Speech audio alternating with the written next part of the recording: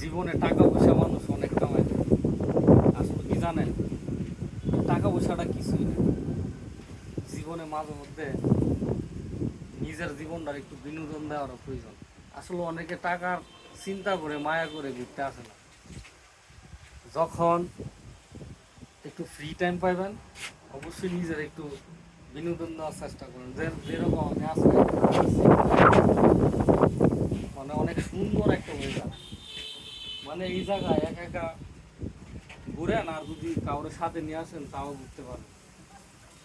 তাহলে কিন্তু আপনার যে মনের যে আকাঙ্ক্ষা এগুলা আস্তে আস্তে ধীরে ধীরে মুছে যাবে। এই যে দেখতেছেন ভিতরে কিন্তু মানুষ একেবারেই কম কম আসার কারণ কি জানেন, মানুষ আসলে ঘুরতে পছন্দ করে কম।